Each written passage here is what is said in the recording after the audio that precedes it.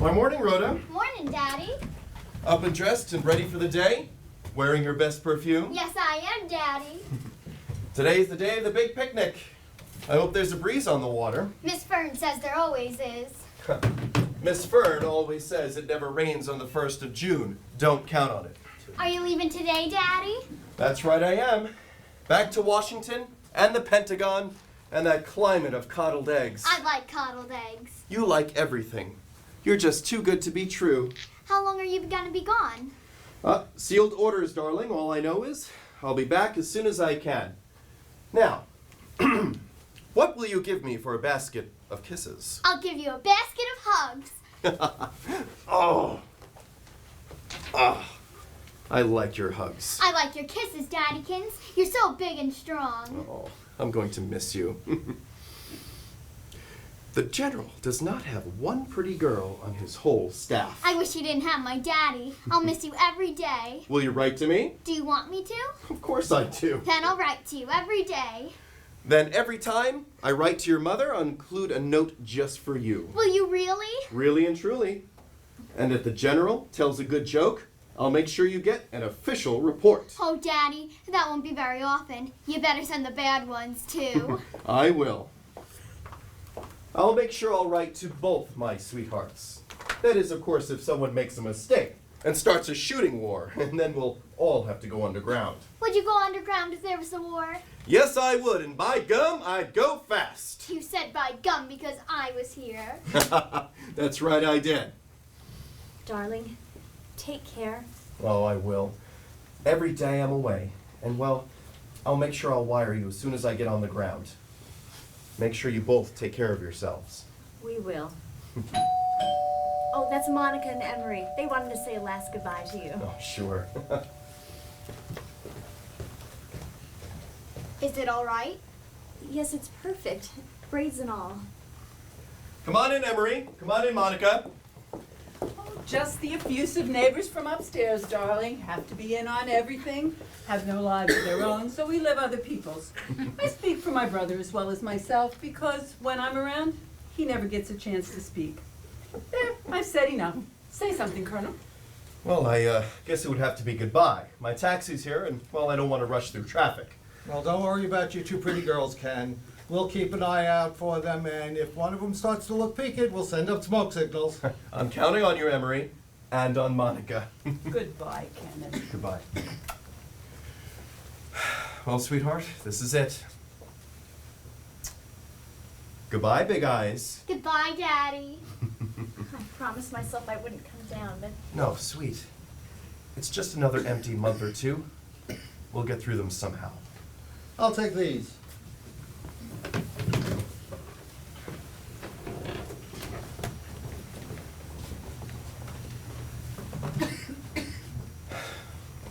Goodbye. Poor boy. He hates to go, and you hate to let him go. I'm not very self-sufficient. Well, I am, and it's not so good. You're in love, the two of you. You lucky characters. I wish I was. Oh, by the way, no one has to take Rhoda to the bus today because I made some cupcakes for Miss Fern and she's coming by to pick them up. Oh, good. But before she comes, I have two little presents for you, my darling. Presents? Yes. The first one is from Emery. It's a pair of dark glasses with rhinestone decorations, and he said to be sure to tell you that they're intended to keep the sunlight out of those pretty blue eyes. Here, let me try them on you. Now, who is this glamorous Hollywood movie star? Can it really be little Rhoda Penmark who lives downstairs with her delightful parents in my apartment house? I like them. Where's the case? Here it is.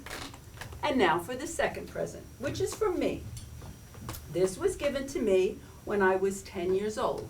It's a little young for me now, but it's still just right for a 10-year-old. However, it has a garnet set in it, and I'll have to have the stone changed to a turquoise since turquoise is your birthstone. So we'll have it changed and cleaned, and then it's yours. Could I have both stones? The garnet, too? Rhoda. Of course she may. Why, certainly. How wonderful to meet such a natural little girl. She knows what she wants and she asks for it. Not like these over-civilized little pets who have to go through analysis before they can choose an ice cream soda. Aunt Monica, dear sweet Aunt Monica. I love you, darling.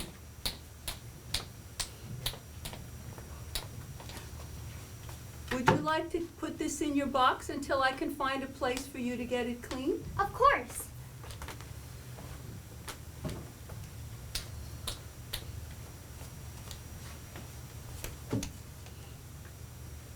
Is my dress all right, Monica? It's beautiful. I just love it. I'm puzzled though. I think I'm behind the times. I thought children wore coveralls and play suits to picnics. You look like a little princess in that red and white dotted Swiss. Aren't you afraid you'll get it dirty or that you'll fall and scuff those new shoes? She won't soil the dress and she won't scuff the shoes. Rhoda never gets anything dirty, though how she manages it, I don't know. I don't like coveralls. They're not. Oh, you mean they're not ladylike, you old-fashioned little dear. Am I to keep the case now? Yes, here, take it and put it with your other treasures.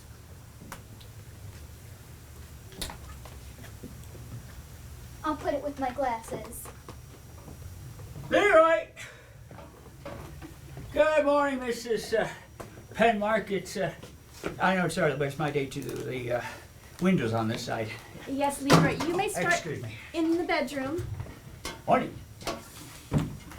I like garnets, but I like turquoise better.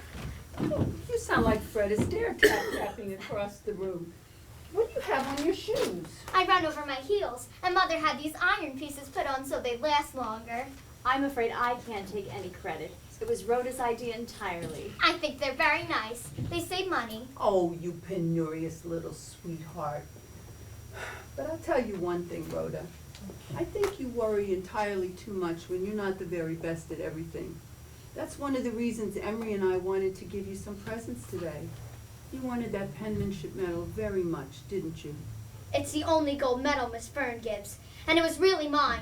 Everybody knew I wrote the best hand, and I should have had it. Just getting some water. I just don't see why Claude Daigle got the medal. Rhoda, these things happen, and when they do, we simply must accept them. Now, I told you not to worry.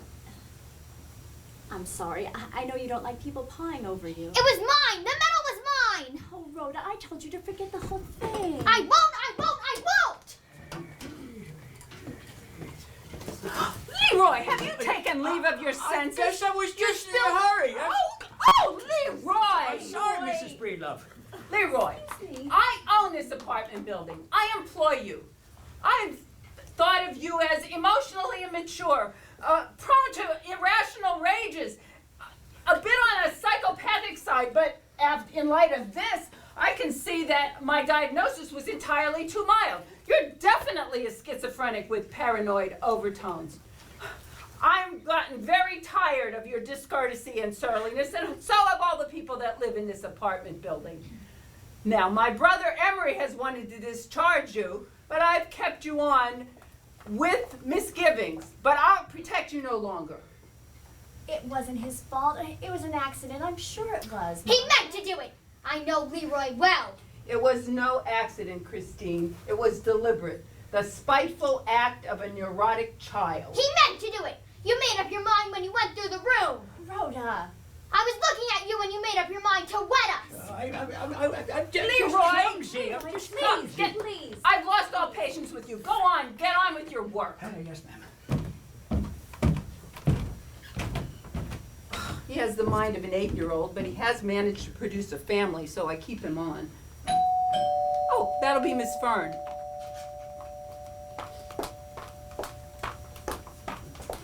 Good morning, Miss Fern. Please come in. We're nearly ready, I think.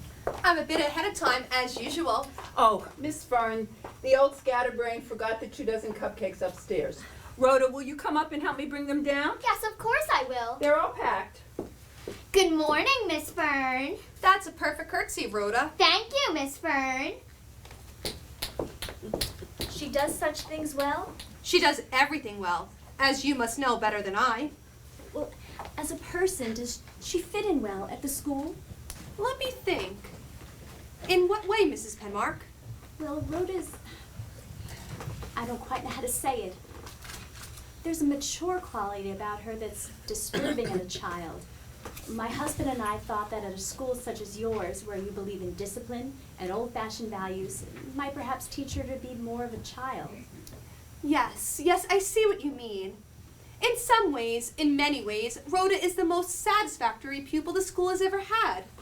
She's never been absent, she's never been tardy, and she's the only child in the history of the school who has made 100 in deportment in each month in every class, and 100 in self-reliance and conservation on the playground for a full school year. Now, if you have dealt with as many children as I have, you'd realize what a remarkable record that is. And she's the neatest little girl I've ever encountered. Oh, Kenneth says he doesn't know where she gets her tidiness from. Certainly not from him or me.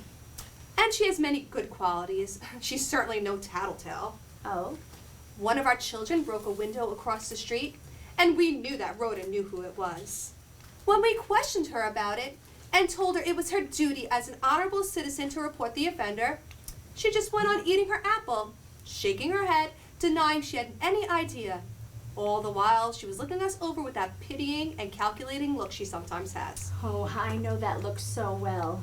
But that was admirable, too, for she was merely being loyal to a playmate. Oh, then the other children, did they like her? Is she popular? The other children? Well... Here we are. Oh, then I suppose we should go, for my sisters and the others will be waiting. Goodbye, Mrs. Penmark. Goodbye, Miss Fern. May it be everything a picnic should be. Thank you. Come, Rhoda. Yes, Miss Fern. Calm sea and prosperous voyage. Thank you. We'll take care of her. No time, we're off. We made time, didn't we, Rhoda? Bless you both. Now the older set is left behind with nothing to do. Well, I suppose I could get on with the dreary business of making my face presentable. It happens every morning. Your face? Think of mine. I get so gloomy when Kenneth goes away. Anything could happen before I see him again. Well, there's an old saying, we die a little at parting. My dear, we die a little every day if we want to brood about it. Can't we make some kind of a party of this? You're having Reggie Tasker and Emery to lunch today, aren't you? Can't I help with that? What do you serve a criminologist? Prussic acid, blue vitriol, ground glass. Ah, hot weather things. Nothing but hurt old Reggie. He thrives on buckets of blood and sudden death. How many mysteries has he written? An entire set of his mysteries would encircle the Empire State Building. Or me. Come on. I may be a garrulous old hag, but I can grind glass. We're not gonna let you be lonely.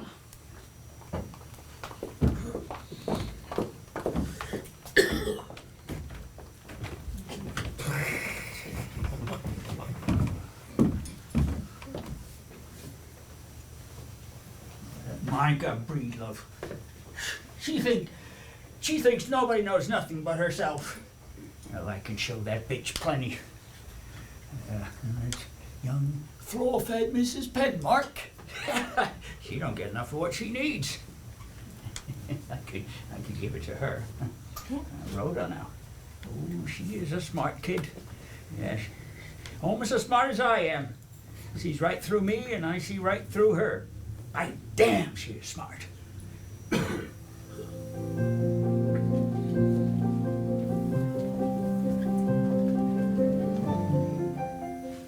But I did meet him. Nobody believes me when I tell them that I met Sigmund Freud. Come on, they believe you. Oh, you mean it's automatic flattery. They know I'm old enough, so they voiced out just to make me feel better. Anyway, it wasn't Dr. Freud who analyzed me. It was Dr. Kettlebaum in London. Now we're on our way. And this was my choice, too. Not that I minimize Dr. Freud's professional standing, for I still consider him the great genius of our time. But Dr. Kettlebaum was more simpatico, if you know what I mean, Reggie. It means simpatico, if you know what that means. Freud loathed American women. Oh? And I loathed his Germanic prejudice against feminine independence, which he couldn't conceal. Was Freud prejudiced? Indeed he was, although not consciously. He just bristled when I suggested to him that women have more sense than men. Dr. Kettlebound believed in the power of the individual soul and felt that sex was of trivial importance. His mind was less logical, more mystic, like my own. Oh, Monica, really? Did the analysis do you any good, actually? Well, it broke up my marriage. I looked into the bottom of my soul. What a spectacle. When I got back, I asked Mr. Breedlove for a divorce, and he didn't object. And so then I decided that what I'd always wanted to do was make a home for my brother. And so I did. Not that dear Emery appreciates it, but then what woman can... I can stand anything except your analysis of your friends, and me. I don't want to look into the deep soul of myself. I can understand that perfectly. We're also sensitive about these things. The truth absolutely disgusts us. Now, I've come to the conclusion that Emery is a larvated homosexual. What? Thanks. What does larvated mean? It means covered, as with a mask, concealed. It means something that hasn't come to the surface as of yet. You're damn right. And if I'm a homosexual, they'll have to change the concept of what they do amongst themselves. Where'd you get that idea from, Monica? Pure association, the best evidence of all. Emery is 52 years old and has never been married. I doubt if he's ever had a serious love affair. How would you know if they were ever serious? Please, let's be logical. What are Emery's deepest interests in life? They are fishing, murder mysteries in which housewives are dismembered, canasta, baseball, and singing in barbershop quartet. What does Emery do every Sunday? He goes out on a boat with Reggie and other men fishing. And are there ladies present on these occasions? There are not. You're damn straight there are not. I guess you're all shocked, aren't you? But you shouldn't be. Actually, homosexuality is triter than incest. Dr. Kettlebound felt it was all a matter of individual preference. I'm perfectly frank about myself. Subconsciously, I have an incestuous fixation on Emery. It's not natural, but that's the way it is. Thanks, little sis. Unbelievable. You know, can we talk about something a little more normal, like murder? By the way, anybody mind if I light a cigar? What are you trying to prove, Emery? Let's all relax and have our tea. Okay, we've gone through sex. Let's try homicide. Reggie, you're the expert. Any changes for the better. Oh, I'll oblige. I've been collecting data on a Mrs. Allison. News Budget wants an article on her, but I don't see her as a very flaming subject. Just some unimaginative nurse who decided she was in a position to kill folks off for their life insurance. Is this something She ran recent? through quite a list before anybody suspected her. Is this recent? Last year and the year before. She'd still be at it today, only she was too stupid to vary her poisons, with the result that all her victims had the same symptoms: burning throat, nausea, intestinal pain, and convulsions. Not to mention the conventional life insurance policies made out to the old girl with the arsenic. Well, I don't like to hear of such things. You don't? No. Now that's an interesting psychic block. Why wouldn't Christine like to hear about murder? I don't know. I have an aversion to violence of any kind. I don't even like the revolver that Kenneth keeps in the house. Do you dislike the revolver more than the poison? I hate them both. Maybe if you say the first thing that comes into your mind without thinking about it, we can get to the root of this anxiety. Just say it out. Just go on with your story, and then Christine will associate. Oh, what nonsense, Monica. What do you mean associate? Go on. Well, the story ends like this. Around mid-May last year, Mrs. Allison visited her sister-in-law's family. She got there around time for lunch, and her niece Shirley reminded her that she had promised to bring her a gift for her birthday. Mrs. Allison felt so terrible about forgetting that she went to a neighborhood store and bought candy and soft drinks for the family. Now, does anything come into your mind? Absolutely nothing. Well, Mrs. Allison had bought her niece a present, 10 cents worth of arsenic. Nothing at all? Well, I was thinking of how devoted the Fern sisters were to my father when he was a radio commentator. I can understand that. So far. But how did you know of this? Oh, they told me when we entered Rhoda in their school. Isn't your father Richard Bravo? Yes. I thought so. Everybody was so devoted to him during the last war. I listen to Bravo every evening. Is there more to the story, Uh-huh. Reggie? Mrs. Allison returned from the store, opened up a bottle of sarsaparilla for her niece, and watched the little girl's convulsions for an hour. Okay, now, what's the first thing in your mind? No editing, no skipping. Well, what I was thinking then was even sillier. I've always had the strangest feeling that I was an adopted child, that the Bravos weren't really my parents. Oh, you poor innocent darling. Don't you know that the changeling fantasy is the commonest in childhood? I once believed that I was a foundling with royal blood. Plantagenet, I think. Emery was a tutor.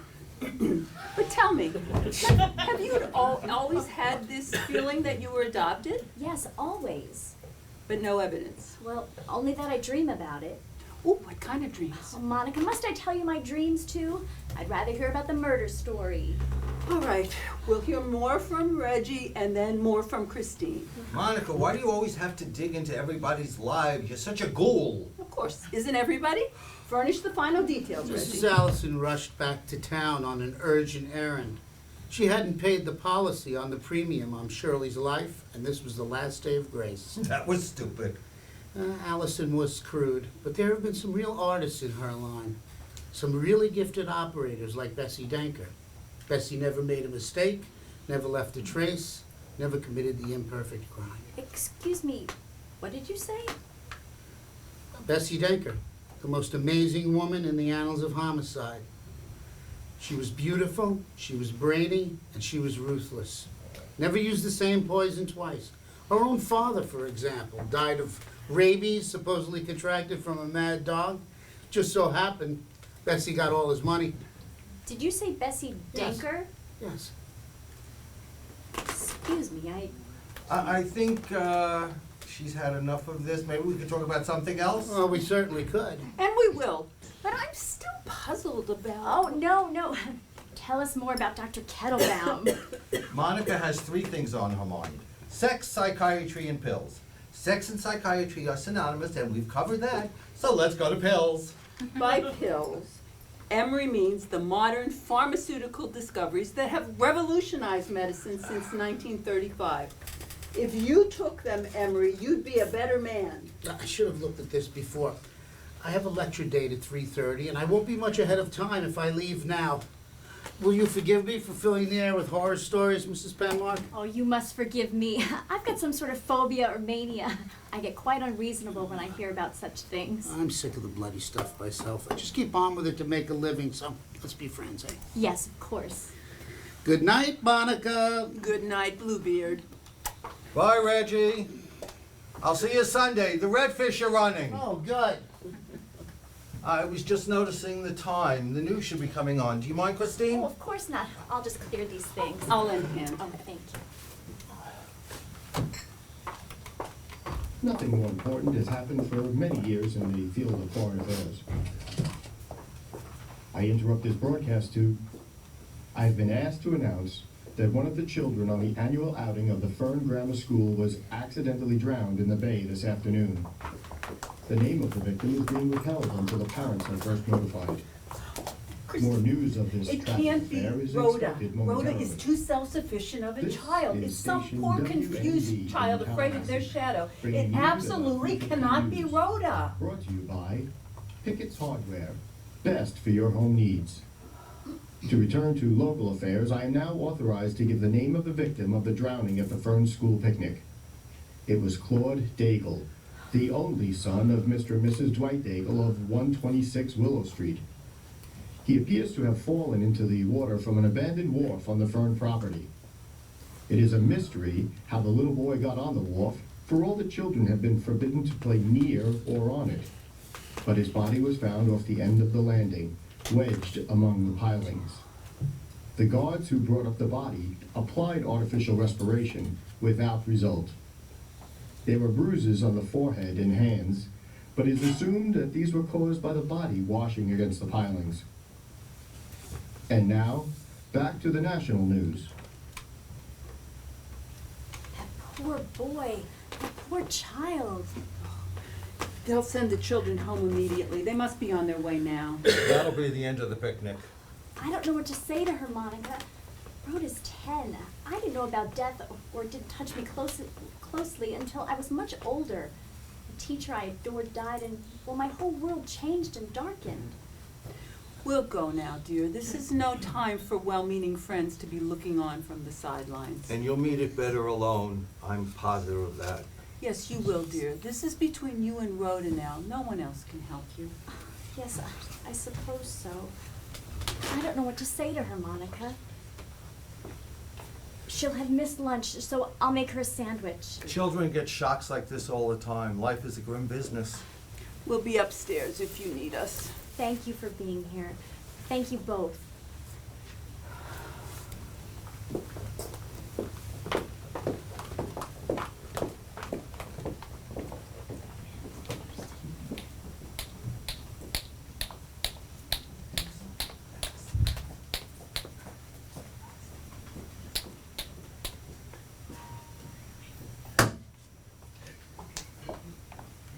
Darling. Mother, you know, we really didn't get to have our lunch because Claude Dago was drowned. Yes, I know. It was on the radio. He was drowned, so then they were all rushing and calling to see if they could make him alive again, but they couldn't. So they said the picnic was over and we had to go home. Oh, well, I'm glad you're home.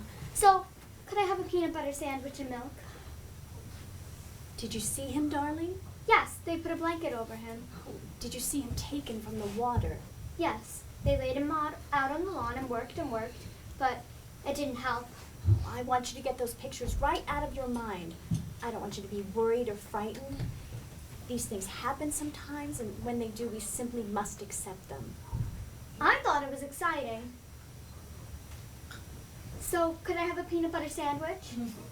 Yes, I'm getting it for you.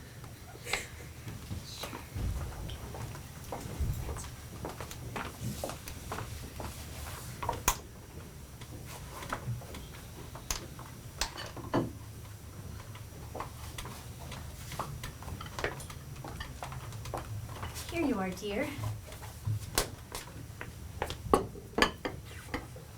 You're controlling yourself very well, dear, but just the same, it was a terrible thing to see and remember. I understand just how you feel. I don't know what you're talking about. I don't feel any way at all.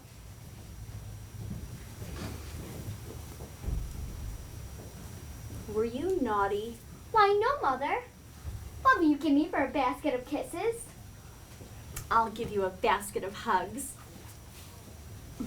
I want to go out and skate on the asphalt. Then you should.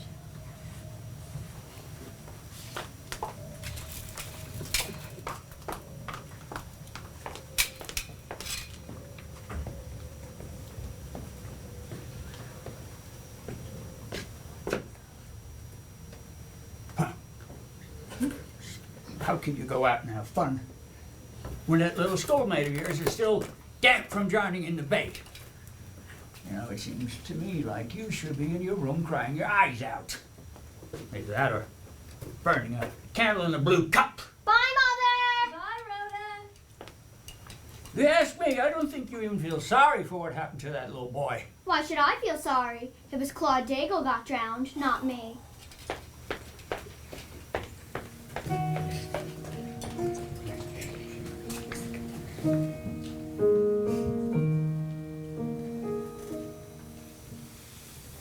Then the knight alit from his steed, and sought what way he could find out of this labyrinth. And a path appearing, he began to make his way along it, and it began at that time to grow dark. The knight had not gone more than a dozen paces before he saw beside the path a beautiful lady who laid out a fair damask cloth under an oak, and set thereon cates and dainties, and a flagon with 2 silver cups. Mommy, Yes, why aren't you reading?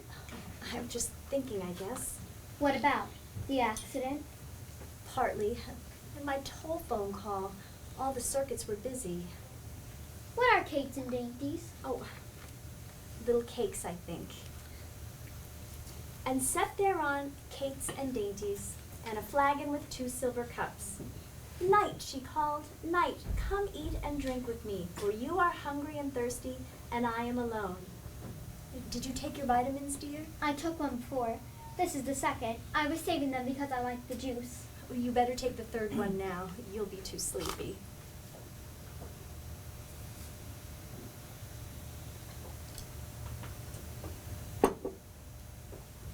I'll close my eyes, but I won't be asleep. I know. Then the knight answered her, I thank you, fair lady, for I am not only hungry and thirsty, but I am lost within the forest. Then he let his palfrey graze nearby, and he feasted with the lady, who gave him loving looks, sweeter than the wine from the flagon, though the wine was sweet and strong. And in this fashion the time passed till the light was gone out of the wood, and it was dark. The knight heard the music of hautbois softly playing, and he perceived that a fair pavilion stood nearby under the oak trees, lighted by a torch at the entrance where there were servants going to and fro. And he was aware that the pavilion had not been there in the daylight, but had been created out of darkness by magic. Rhoda, it's time to go up now.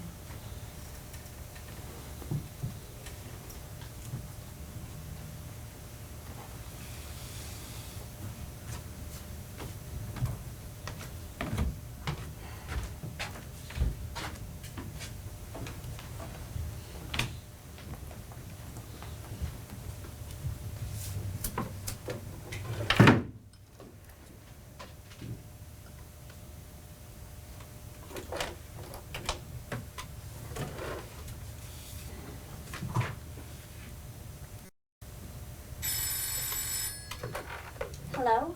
Yes, I did place a call to Washington. Richard Bravo, that's right. Bethesda 71293. Daddy, I'm so glad that I found you at home. I've been trying all evening. Daddy, you said in your last letter that you might be coming to Tallahassee. Are you well enough to be doing such things? Well, that's really not that far from here. Could you come see me, Daddy? Could you make it sooner? No, we're both fine. It's not that. You saw Kenneth at the airport? How is he? Tell him that I love him and I miss him very much. But Daddy, I need to see you. Do you remember that recurrent dream I had when I was a little girl? Well, I'm having it again and again. I know what the Freudians say, but even they'll tell you that no dreams can come out of any past but your own. Daddy, is there something terrible from my childhood that I don't know about? No, nobody. It's just that I dream it. All right. I'll be good. And remember that I love you. Oh, and tell Kenneth that I'm finishing my first letter to him tonight. I'll send an airmail special in the morning. All right, dear. Good night.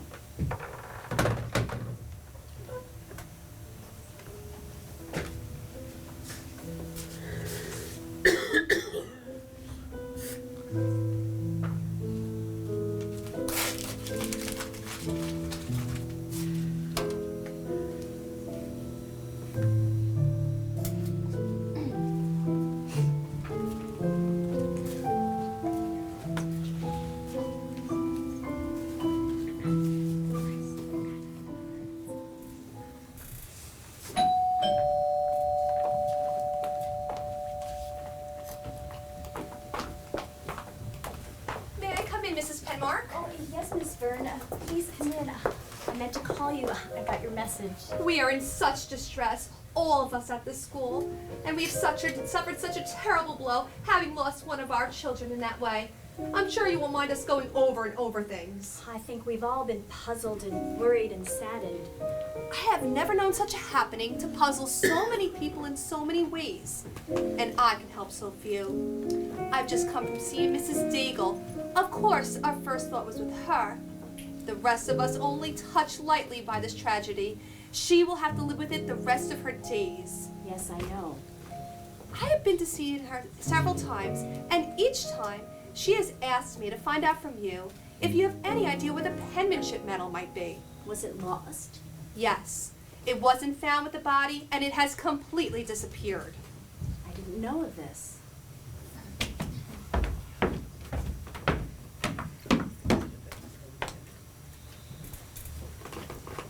Good morning, Miss Fern. Good morning, Rhoda. Mother, can I go under the Scuppernong Arbor for a while and read my book? Yes, of course. It's shady there, and I can see your window from there, and you can watch me from the window, and I like to be where you can see me. Is it a new book? Yes, it's Elsie Dinsmore, the one that I got for a prize at Sunday school. Well, I'll be here. And I'll be there all the time. Goodbye, Miss Fern. It did occur to me that Rhoda might have told you a thing or two that she didn't remember when she spoke with me. You see, she was the last to see the Daigle boy alive. Are you sure of that? Yes. I didn't know. About an hour after we arrived at the estate, an older pupil came upon Rhoda and the Daigle boy at the far end of the grounds. The boy was upset and crying, and Rhoda was standing in front of him blocking his path. Now the older girl, she was among the trees, so neither child saw her. Just when she was about to intervene, Rhoda shoved the boy and snatched out his medal. But the boy did break away and ran down the beach in the direction of the old wharf where he was later found. Rhoda followed him, not running, just walking along, taking her time, the older girl said. Well, has it occurred to you that the older girl might not be telling the truth? That is not at all likely. She is one of the monitors we appointed to watch after the younger children. She's 15 and has been with us since her kindergarten days. No, she was telling precisely what she saw. We know her well. This was the last time that Claude was seen. Yes. A little while later, maybe about noon, one of the guards spotted Rhoda coming off the wharf. He shouted a warning at her, but at that point she was on the beach, so he decided to let the matter go. Now, he didn't identify her by name, but she was wearing a red dress, and Rhoda was the only girl wearing a dress that day. At 1 o'clock, the lunch bell rang, and the roll was called, and Claude was missing, and you know the rest, I think. Well, this was very serious. If Rhoda was on the wharf at the time... Not serious, really. When you have seen how the way children behave as I have, children conceal things from adults. Suppose Rhoda did follow the Daigle boy onto the wharf. So many things could have happened quite innocently. The boy may have hidden in the boathouse, and perhaps when Rhoda discovered him, he may have backed away and fallen into the water. Yes, that could have happened. Now, Claude, although he looked frail, he was an excellent swimmer, and of course Rhoda knew that. Once he was in the water, she would have expected him to swim to shore. How could she have possibly known those dangerous pilings were an exact spot where he fell? Yes, how could she possibly? Perhaps the thought in Rhoda's mind was that he had ruined his new suit, and she'd get a scolding for causing it. Perhaps when he didn't swim the shore, maybe she thought that he was hiding from her. Later on, when it was too late to do anything, she was afraid to admit what had happened. So you think Rhoda knows something she's not admitting? Yes, I think that. Like many of a frightened soldier, she had deserted under fire. Now, this is not a serious offense. Few of us are courageous when tested. But she has lied, though. Are there any adults who haven't lied? Oh, smooth the lines from your brow, dear. You're much prettier when smiling. I shall speak with Rhoda. I wish you would, though I doubt you'll learn more than you know. There's a question I'd like to ask you, Miss Fern.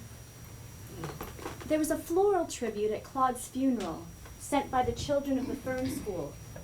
I suppose all the children shared in the expense, but I was not asked to contribute anything. The tribute wasn't nearly as expensive as the papers made it seem. The money was collected and the flowers are paid for. Perhaps you phoned me and I was out? No, my dear, we thought you might want to send flowers individually. Why should we want to send flowers individually?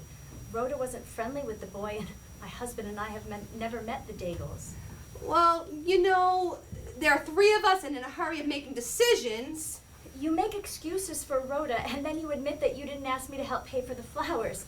And the reasons you give are obviously specious. Does this mean that in your mind and the minds of your sisters there's some connection between Rhoda's presence on the wharf and the Daigle boy's death? I refuse to believe there's any connection. And yet you behave as if there were. Yes, perhaps we have. This is a very serious matter for Mrs. Daigle, as you say. She has lost her only child.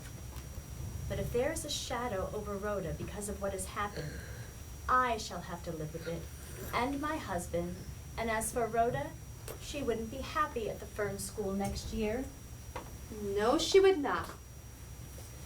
And since she would not, let's make up our minds right now that she will not be there. So then there is a shadow over her. Does this mean that you've already made your decision not to ask her back? Yes, we have made that decision. But you can't tell me why. I think her behavior in the matter of the medal is sufficient explanation. She has no sense of fair play. She's a poor loser. She doesn't play the game. But you're not saying that Rhoda had anything to do with the Daigle boy's death. Of course not. That possibility has never entered into our minds. Excuse me, I better get that. Yes, my dear. Yes? Thanks. We're Mrs. Daigle and Mr. Daigle. You didn't have to let us in, you know. You realize we followed you. We shouldn't have, but I'm a little drunk. I suppose you had to get a little drunk, too. You're welcome, both of you. Oh, pay no attention to him. He's all for good breeding. Of course, you, Miss Penmark, you've always had plenty. You're a superior person. No, I'm not. Oh, yes. Yes, you are. Your father is rich. Richard Bravo. I know. I worked in a beauty parlor. Miss Fern used to come in there. She looks down on me. Please, Mrs. Daigle. I was the frumpy blonde. Now I've lost my boy. I'm a blushing. Everybody knows it. We're so worried about Mrs. Daigle. She's under a doctor's care. She hasn't been herself. Well, I know what I am, just the same. Just the same. May I call you Christine? I'm quite aware that you come from a higher level of society. You probably made your debut and all that. I always thought Christine is such a gentle name. Hortense is so flat. That's me, Hortense. My girl Hortense, they would sing to me. Never had much sense. Let's write her name on the privy fence. Children can be so nasty, don't you think? Please, Hortense. You're very attractive, Christine. You have exquisite taste in clothing, but of course you have ample amount of money to buy them. What I came to see you about? Well, I asked Miss Fern how it is that Claude happened to lose the medal, and she won't tell me. I don't know, Mrs. Daigle, truly. Oh, you know more than you're telling. You're a sly one because of that school. Don't want the school to get a bad name. But you know more than you're telling, Miss Butterwood and Milk Fern. There's something funny about this whole thing. I keep going over and over it with Mr. Daigle. He married quite late, you know, in his 40s. Of course, I wasn't what a fellow would call a spring chicken either. We won't have any more children. No more. Please, Hortense, let me take you home where you can rest. Rest? Sleep? When you can't sleep in the night, you can't sleep in the daylight. I just lay there and I look out the window where he went down. There's something funny about the whole thing, Christine. I heard that your daughter was one of the last to see him alive. Could you ask her about those last few minutes? Maybe she'll remember something. Any little thing. It doesn't matter how small. I'll You know ask her something? Hortense. Miss Fern dyes her hair. And she knows something, and she's not telling.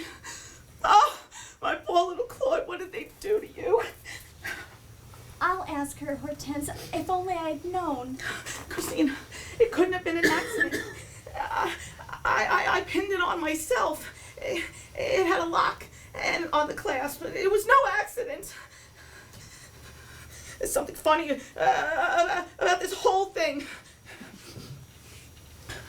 He was such a dear, sweet little boy. say to me, he was going to marry me when he grew up. I would just laugh. I'd say, oh, you'll forget all about me before then, and you'll marry someone else who's prettier. You know what he said? He said, no, I won't. Because there's no one prettier in the whole world than you are. If you don't believe me, you can ask the girl who cleans. She was the president at the time. Hortense. Hortense. Why do you put your arms around me? You don't give a damn about me. You're a superior person, and I'm... Oh, God. God, forgive me. There were those bruises on his hands, and there was a crescent mark on his forehead that the undertaker covered up. They said that he must have bled before he died. That's what the doctor said.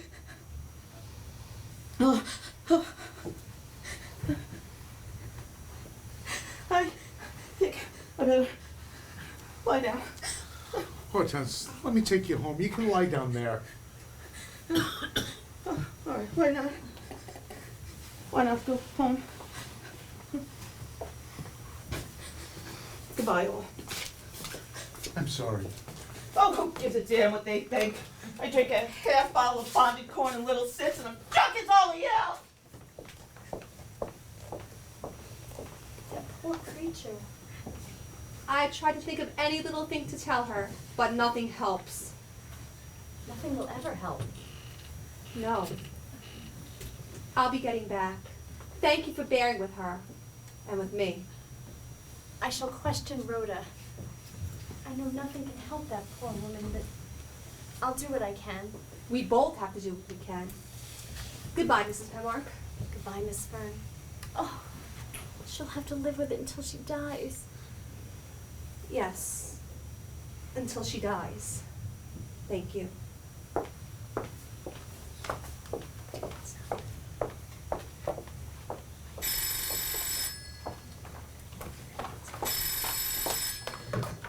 Hello? Yes, speaking. Oh, Kenneth. Kenneth, darling, I'm so glad that you called. The little boy who drowned? No. Rhoda's her usual self. She's sitting across the street reading a book where I can see her. I just waved. Kenneth, I love you. All right, then don't be late. I'll talk to you soon. Bye.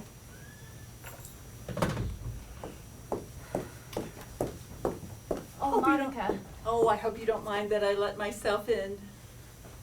come in. Just me, the fluttery one, with the typically inane conversation. But I do have an errand this time, not just gabbing on and on. Have a seat. Thank you, dear. It's Rhoda's locket I've come for. I finally found a place that would change the stone and clean it all in one day. They didn't agree to this unusual request without a little pressure. In fact, I had to threaten them. Not really. Well, you don't know the old busybody. She uses pressure, influence, bribery, blackmail, and I had to pull them all on old Mr. Pageson. He said that this little job would take longer than 2 weeks. Well, I'll get the locket. I know where she keeps it. Good. I told him straight out that I was in charge of the community chest again this year, and if he was as busy as all that, I would be happy to revise my estimate of his contribution upward by a considerable amount. Oh, good, you found it. Oh, the dear. She keeps her things so carefully, it's kind of a miserly delight. Shall I wrap it for you? No, I'll just drop it in my purse. And now, dear Christine, I must take to the air. Only do excuse me for bursting in and rushing out. No ceremony, please. Oh, no ceremony, just plain pragmatism. Goodbye, darling.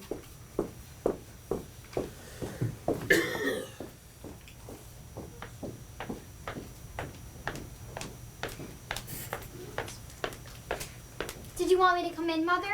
When you waved? You had the medal after all. Claude Daigle's medal. Where did you find it? How did the penmanship medal happen to be hidden under the lining of your jewelry box, Rhoda? I want you to tell me the truth. When we move into our new house, can we get a scuppernong arbor, Mother? Can we, Mother? It's so shady and pretty, and I love sitting under it. Answer me! And don't think I'm as innocent about what went on at that picnic. Miss Fern has told me a great deal, so don't bother making up any lies for my benefit. How did the penmanship medal happen to get in your drawer? It certainly didn't get there by itself. I don't know how it got there, Mother. How could I? You know exactly how it got there. Did you go on the wharf at any time during that picnic? Yes, Mother, I went there once. Was it before or after you were bothering Claude? I wasn't bothering Claude, Mother. What makes you think that? Why did you go on the wharf? It was really early when we first got there. Why did you go on the wharf? You knew it was forbidden. One of the big boys said there were little oysters that grew in the pilings, and I wanted to see if they did. One of the guards said he saw you coming off the wharf, and he said it was just before lunchtime. I don't know why he says that. He's wrong. And I told Miss Fern he was wrong. He hollered at me to come off the wharf, and I did. I went back to the picnic, and that's where I saw Claude, but I wasn't bothering him. Well, what did you say to Claude? I said, if I didn't win the medal, I was glad he did. Please, Rhoda. I know you're an adroit liar, but I want you to tell me the truth. But it's all true, Mother, every word. One of the monitors said she saw you coming off the wharf, and you tried to grab the medal from Claude. Is that all true? Every word? Oh, that big girl was Mary Beth Musgrove. She told everybody she saw me.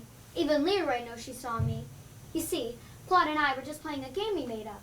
He said if I could touch the medal with my hand in 10 minutes, it was like prisoner's base, I could wear the medal for an hour. How could Mary Beth say I took the medal? I didn't. She didn't say you took the medal. She said she saw you grab at it. And then Claude went running down the beach. Did you have the medal even then? No, Mommy, not then. How did you get the medal? Well, Claude went back on his promise, and I followed him up the beach. He told me I could wear the medal for a whole day if I gave him 50 cents. Stop that! Is that the truth? Yes, Mother. I gave him 50 cents and he let me wear the medal. Well, why didn't you tell this to Miss Fern when she questioned you? Oh, Mommy, Miss Fern doesn't like me at all. I was afraid she'd think bad things of me if I told her I had the medal. You knew how much this medal meant to Mrs. Daigle. Why didn't you give it to her? She's heartbroken over Claude's death. I don't think she'll ever get over it. Do you know what I mean? Yes, I guess so. No. You don't know what I mean. But it was silly to want to bury the medal pinned to Claude's coat. Claude was dead. He wouldn't know whether the medal was pinned on him or not.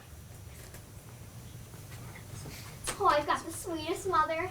I've got the nicest mother. That's what I tell everybody. I say I've got the sweetest mother. If she wants a little boy that bad, why doesn't she take one out of the orphan's home? Rhoda! How could you? Don't talk to me. We have nothing to say to each other. Okay, Mother. Rhoda, when we lived in Baltimore, there was an old woman who lived upstairs, Mrs. Clara Post, who liked you very much. Yes. You went and visited her every afternoon. She was an old lady and liked to show you her treasures. The one you admired most was an old crystal ball with opals floating in it. One afternoon, when you were alone with her, and her daughter had gone out shopping at the supermarket, she somehow fell down the spiral back staircase and broke her neck. You said that she heard a kitten mewing outside and went to go investigate, and somehow lost her footing and fell 5 flights to the courtyard below. Then you asked the daughter for the crystal ball, and it's still hanging above your bed. Rhoda, did you have anything, no matter how little, to do with Claude getting drowned? Why, no, Mother. What makes you think that? Rhoda, come here. Come here and look me in the eyes and tell me the truth. No, Mother, I didn't. You're not going back to the Fern School next year. They don't want you. Okay. I'm gonna call Miss Fern right now and tell her to come over. She'll think I lied to her. You did lie to her. But not to you, Mother, not to you. Fern School, please. Miss Claudia Fern. No. No message. She's not home yet. What would you tell her, Mother? It can't be true. It can't be true.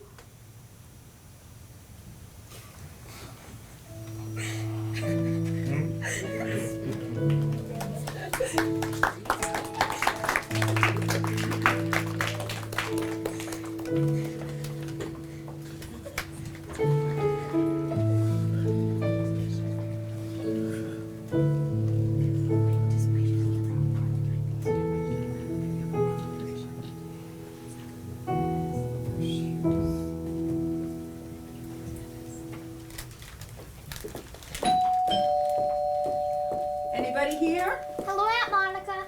Hi, honey. Mother! Oh, Christine, you said I might have Rhoda for a while, and there's a package for you. Thank you, Monica. You're always the bringer of gifts. Oh, this one's from someone else. It was in the package room. Oh, it's to Monica from Daddy. In anticipation of her 11th birthday. For me? Yes. Oh, there's more. Don't open until... What does anticipation mean? It means looking forward to it. Oh, it's a long time to wait, but I will. Oh, the old-fashioned little dear. She'll wait. No, there's more in Daddy's writing. Open now. There'll be a real one later. But then he wants me to open it now. Yes, it just needs to be slit down the front with the scissor. Rhoda, please do that in the kitchen so the Excelsior doesn't get all over the living room. Okay.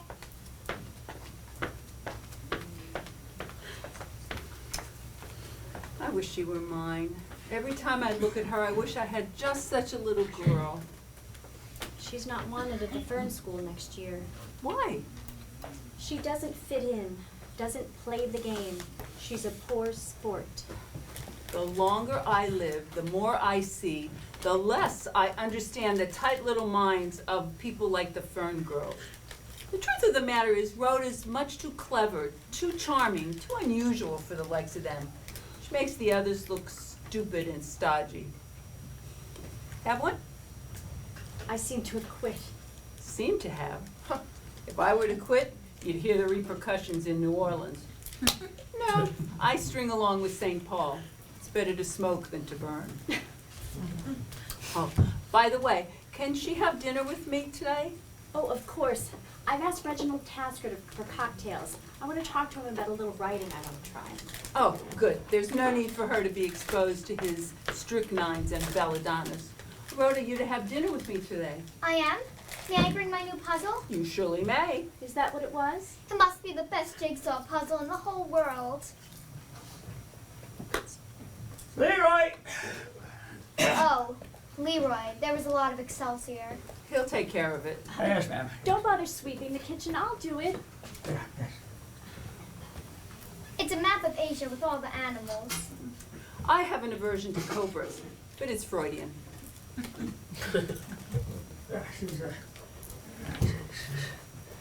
There's all this stuff in here. Let him sweep it up, dear. I shall go up and check the simmering meat sauce. Oh, is it spaghetti? It is, approve? My favorite. Come up any time. It must surely be ready. Mrs. Penmark, is this her door? Western Union for you, dear.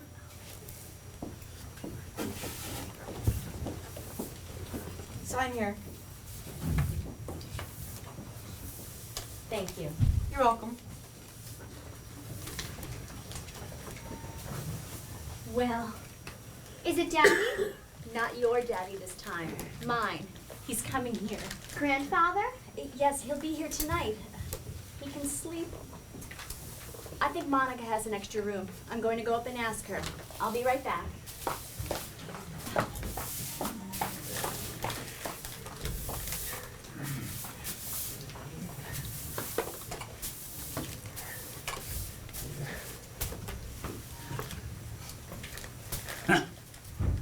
There she sits at her table there playing with her puzzle, looking cute and innocent. Yeah, she can't melt butter, she's that cool. Yeah. Yeah, she can fool a lot of people with that innocent look she can put on and put off. But she can't fool me, not even part way. Can't fool me. And she don't like to talk to smart people. She don't want to talk to people she can fool. Like her mama, Mrs.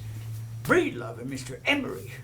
Go empty the Excelsior. You talk silly all the time. I know what you do with the Excelsior. You made a bed of Excelsior in the garage behind that old couch where you can sleep on it and nobody can see you. I may have been behind the times there too forthwith, but now I got your number figured out, little miss. I've been hearing people say some nasty things about you. I heard you beat up on that poor young Claude in the woods. And it took all 3 Fern sisters to pull you off of him. I heard you chased him out onto the wharf. Oh, you're so scared. If you tell lies like that, you won't go to heaven when you die. I listen when people are talking. Unlike you, you're always gabbling away there, not letting anybody get a word in edgewise. People tell lies all the time. I think you tell them more than anybody else. You know I have got this figured out. So you better listen to me if you're going to stay out of bad trouble. What did I do if you know so much? Well, you pick the stick up off the ground, and then you hit him with it. You hit him with that stick because he wouldn't give you that medal like you told him to do. I've known some mean girls in my time, but you're the meanest. Yeah, you know how I know you're mean? Because I'm mean. I'm smart and I'm mean, and you're smart and you're mean.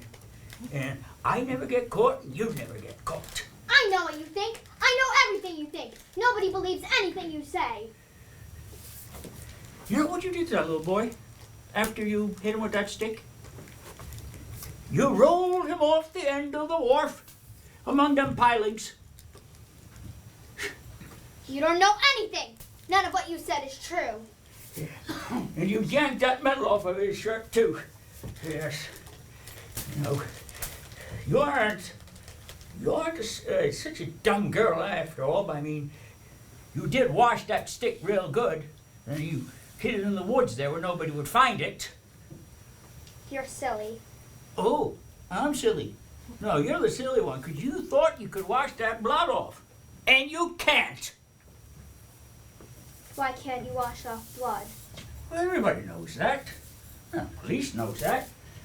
You can wash and wash and wash, and there's always going to be some blood left. Everybody knows that. Now, I'm going to call the police and tell them to start looking for that stick out in the woods. And when they find that stick, and they're going to have stick bloodhounds helping them to find it. And those stick bloodhounds, they're going to find anything that's got blood on it. When they find it, they're going to put this special powder on it.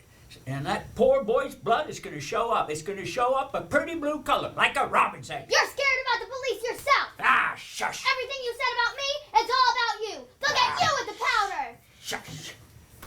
As far as I'm concerned, I could have some more Excelsior here.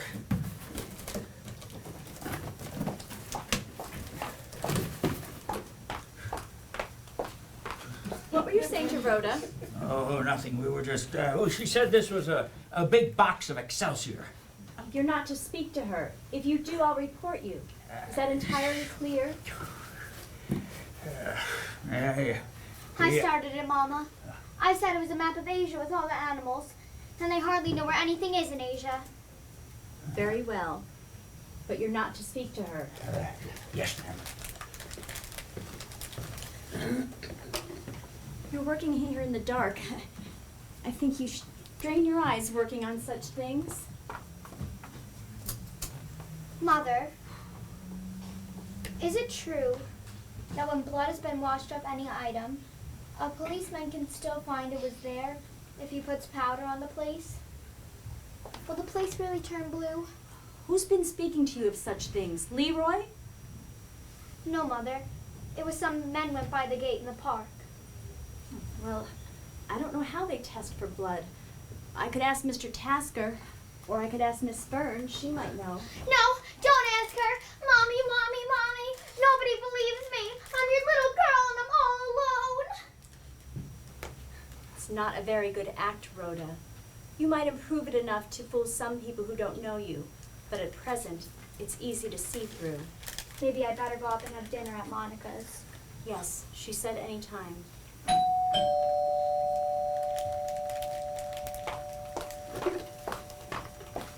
Good evening, Mr. Tasker. Good evening.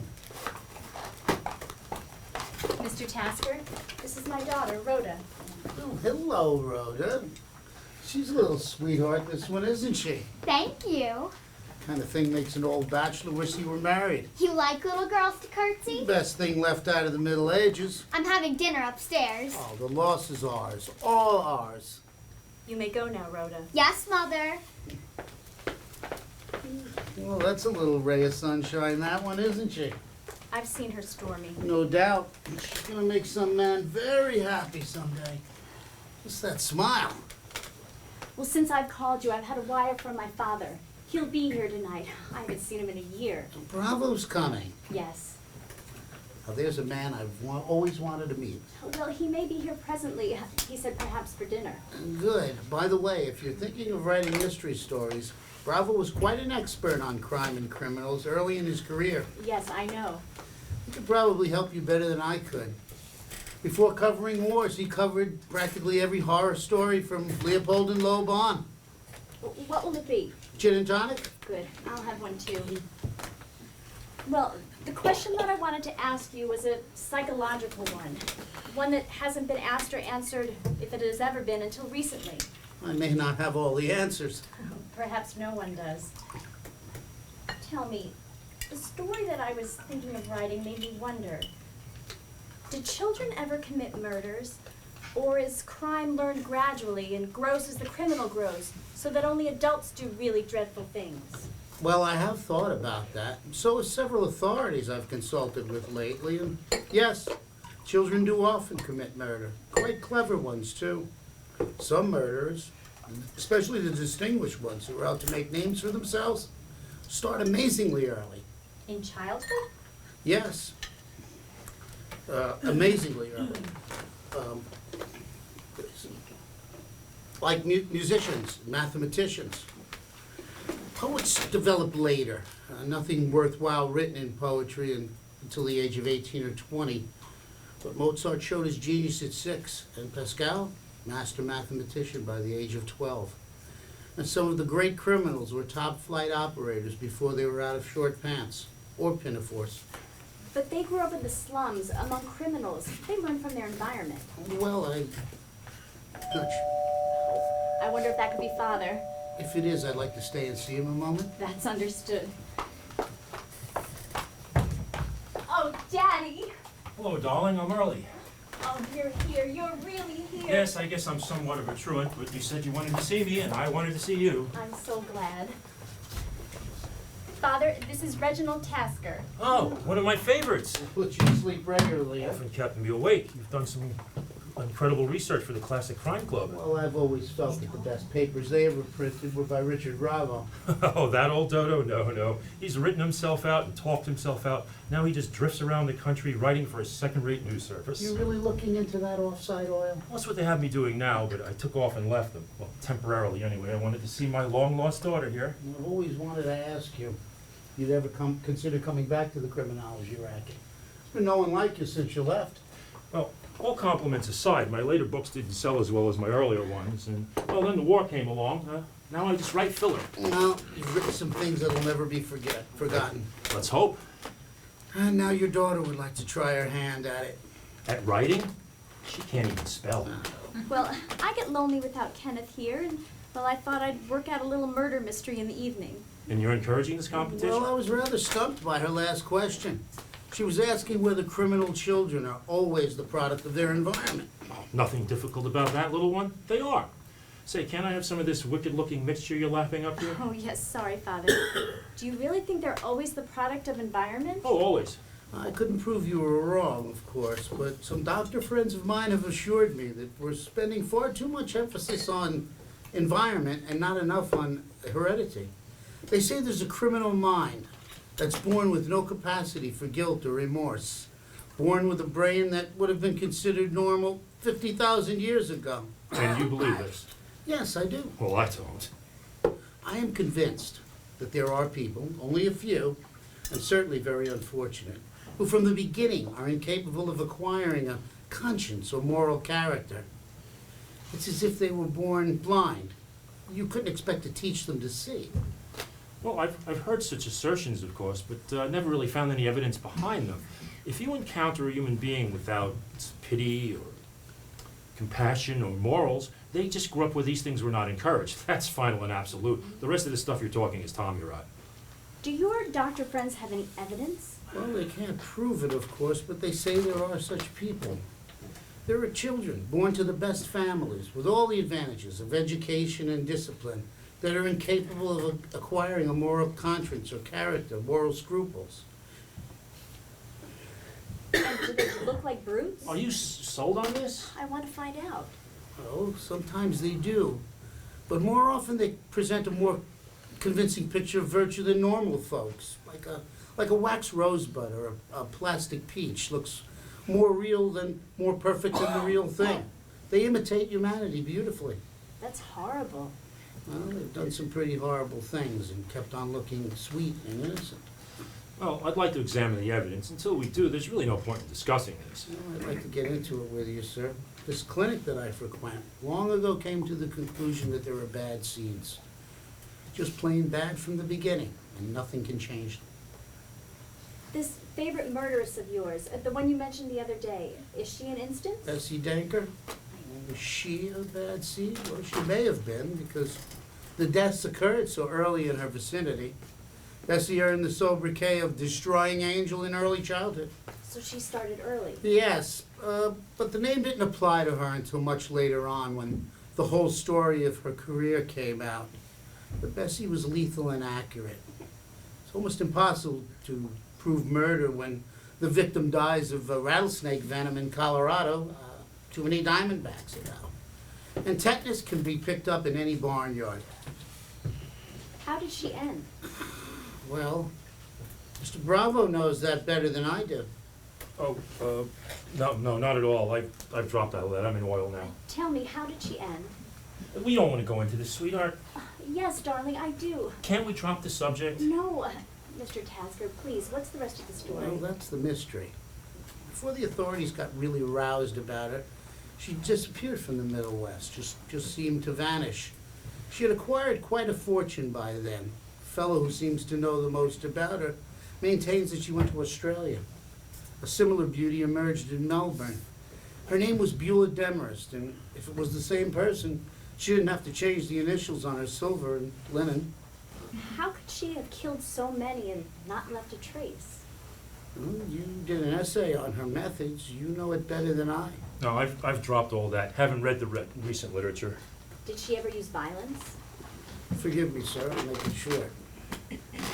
She made a specialty of poisons. She studied drugs and toxins and the lives of the people she wanted to kill. It's almost pretty much. Well, I have one more question. Was she ever found out here? Not in this country. 3 times a jury looked at that lovely, dewy face and heard that melting, cultured voice and said she couldn't have done it. She was never convicted? Not guilty 3 times. And did she have an enchanting smile? Dazzling by all accounts. And you think that she was one of these creatures born without pity? Personally, I do. And she was doomed? Absolutely. Doomed to commit murder after murder until somehow or another she was found out. She'd have been better off if she had died young. Absolutely. And society would. But I can't help but wonder whether these malignant brutes are a mutation that survives on our planet in this age of murder and murder for empire. Perhaps the softies will have to go, and the snakehearter will inherit the earth. Well, I'm betting on the democracies. Well, so am I. But we do live in an age of murder. Never before in history have so many murders been committed as in our century. You count up all the murders from the beginning of history until 1900, and then count the murders from 1900 on, and our century wins out, all by itself. And on that note, I'll take my leave, for I've bothered you too much, and I've been lecturing. Well, you have a highly questionable theory there on heredity. Well, I'd like to get into it with you when there's more time. We'll do that next time I'm in town. And now I'll say goodnight, Mrs. Penmark. I'm afraid the pleasure's been all mine. Not at all. I'll call you early in the week. I'm always about. Good night, sir. Good night, Mr. Tasker. Are you really planning on writing something? I was just asking questions. You saw Kenneth in Washington? Oh, yes, he's looking well. Well as a fellow can who's hot, tired, sticky, and most of all, lonesome. Oh, well, we had planned to go somewhere this summer, but then there was the sudden change of orders. Am I looking too closely, or is there something heavy on your mind here? Does it show in my face? Everything shows on your face. It always did. Well, I'm not sure I'm worried about anything anymore now that you're here. Oh, I always felt so safe and comfortable when you were around, and you've got the same effect now. Well, tell you the truth, you did a magic for me. I always wanted a little girl, and you were everything lovely a little girl should be for her old dad. But Christine, what did you want to ask me that night you phoned? Yes, let me remember. Would you like another drink? Yes, let me fix something. Would you like another gin and tonic? No, thank you. And, Christine, speak up, whatever it is, between us. Well, my landlady upstairs is a sort of amateur psychiatrist, a devotee of Freud, constantly analyzing. Oh, I know the sort. Her name is Breedlove. You'll meet her later because she's offered you a wonderful room to stay in while you're here. Rhoda's having dinner with her right now. You were going to come out with something. Yes. Well, what I was going to say reminded me of her. I confessed to her the other day that I've always had the fear that I was an adopted child, that Mommy wasn't really my mother, and the daddy I loved so much wasn't really my father. What did she say? Well, she said it's the most common fantasy of childhood. She's had it. Everyone has it. It certainly is common. But that doesn't help me. I still feel just as strongly as ever that old fear that you're not really mine. Well, has something made you think of this recently? Yes. Well, what is it? My little girl, Rhoda. What about her? Well, she terrifies me. I'm afraid for her, afraid for what she might have inherited from me. What could she have inherited? Daddy, whose child am I? Mine? Stop lying to me. It's gone beyond where that can help. I need you to tell me the truth. Whose child am I? Are you my father? Oh, I know that this is a silly question to ask after being away for so long, but I must ask it.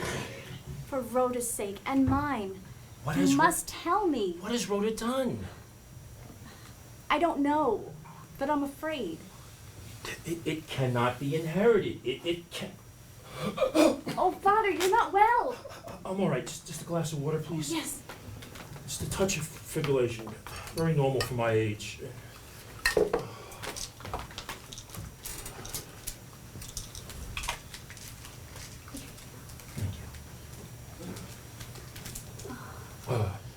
And with the fibrillation, a little bit of dizziness, also quite normal. I'm all right now. I won't ask any more questions. I think that's better. Let's close the book. Only I have the answer now. The answer? Yes. I've always been a very fortunate man, Christine. I could tell you a long history of jobs that came along in the nick of time, of lost money found, and friends who showed up to pay old debts just in the nick of time. At every main turning point in my life, some good fairy has shown up to flip things my way. The biggest piece of luck I ever had, the luck that saved my reason and kept me going, was a little girl named Christine. You were the only child I ever had. My life was barren and futile before you came along. As I said, you were magic for me. I changed my way of life. I wrote about other things, but I kept on going because of you. You don't have to say any more. I guess I don't, do I? You found me somewhere. Yes, in a very strange place, in a very strange way.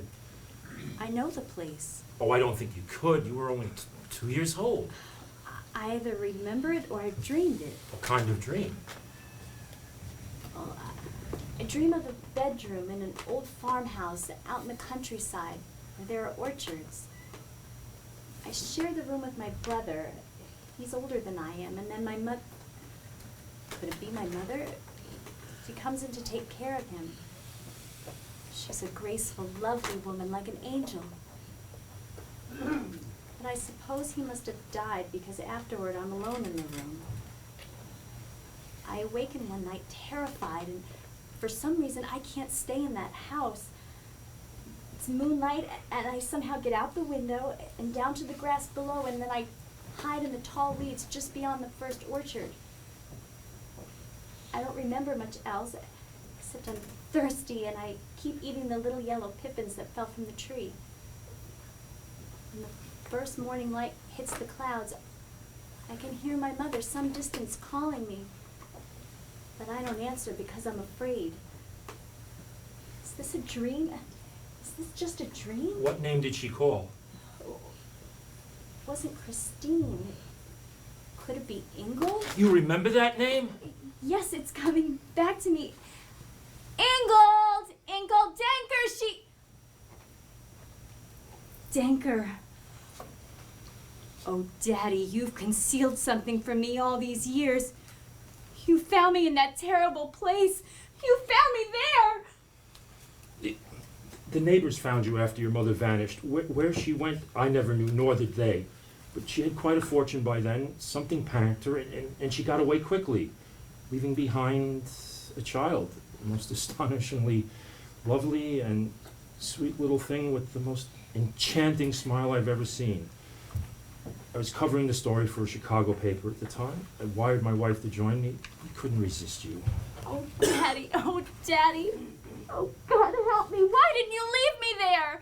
It was the neighbors who found and saved you. Would you have rather stayed with them? Oh, no, you know I wouldn't. You've been the most wonderful father, but that evil place, that woman, my mother. Christine, there are places and events in everyone's life they'd rather not remember. Don't let it hurt you. It's the past. It doesn't touch you. Oh, I wish I had died there. I wish it. I wish it. Christine, it didn't matter where you came from. You've been sweet and loving. You've given me more than I could ever give or repay. You've known nothing but love and kindness from us, and you've given nothing but love and kindness and sweetness all your life. And Kenneth loves you, and you make him very happy. And Rhoda's a perfectly sound, sweet little girl. Is she, Father? Is she? What has she done? It's as if she were born blind. It cannot happen. It doesn't happen.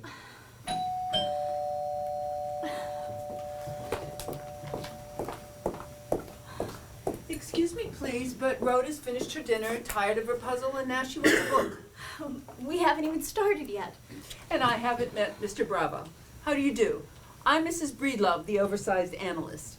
I'm going to put you up, and I promise not to annoy you. Well, you know what us newspapermen are like. Crusty, bitter, irascible. If you can put up with me, you are a saint. Granddaddy! Rhoda!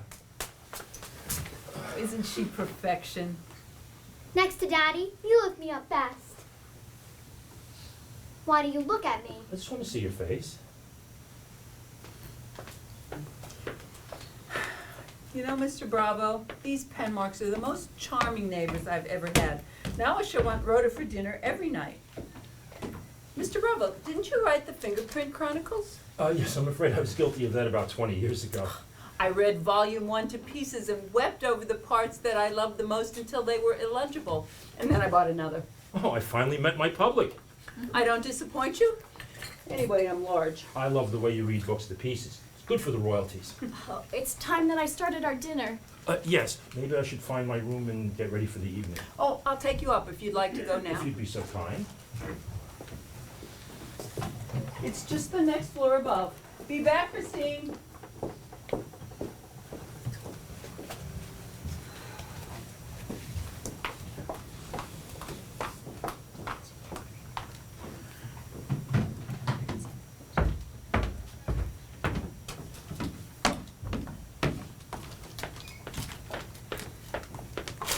What's that? Nothing. Is that something for the incinerator? Yes. What is it? Just some things you told me to throw away. Show me what's behind your back. No. Show me what's in the package.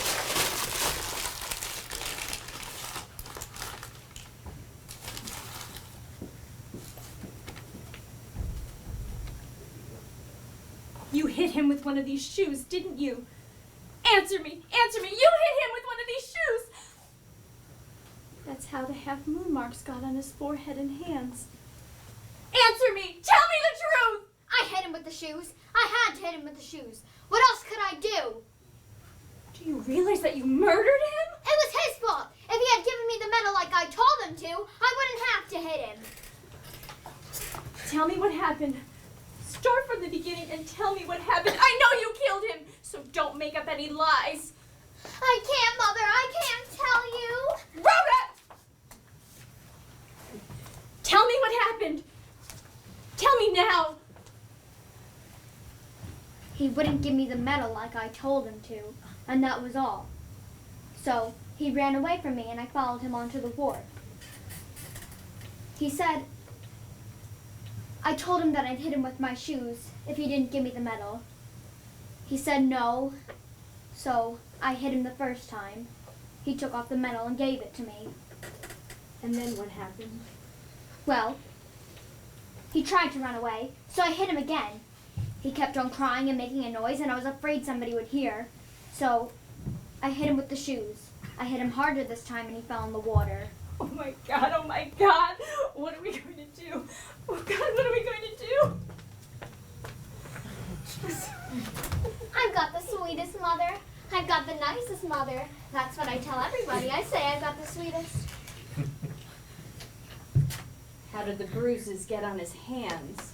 He tried to pull himself back on the wharf, but I wouldn't have hit him anymore, only he kept on saying he was going to tell on me.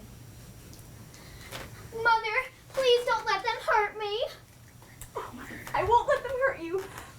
I don't know what must be done now, but oh, I won't let them hurt you. I want to play the way we used to, Mother. Will you play with me? If I give you a basket of kisses, what will you give me? Please, please. Can't you give me the answer? If I give you a basket of kisses. Rhoda, go up to your room and read a book. I must think what to do. And Rhoda, promise me you won't tell anyone what you just told me. Why would I tell and get killed? Rhoda? What happened to old Mrs. Post back in Baltimore? I know so much. Another won't matter now. There was ice on the steps, and I slipped and fell against her, and that was all. That was all? No, I slipped on purpose. Rhoda, take these shoes and put them in the incinerator. Hurry, hurry, burn them! Burn them quickly! What will you do with the medal, Mother? Oh, I don't know. I must think what to do. You won't give it to Miss Fern? No, I won't give it to Miss Fern.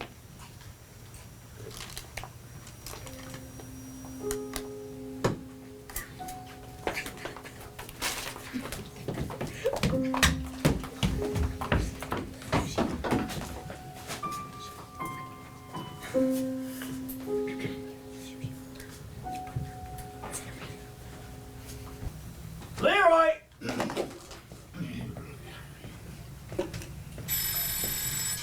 You better go answer that phone.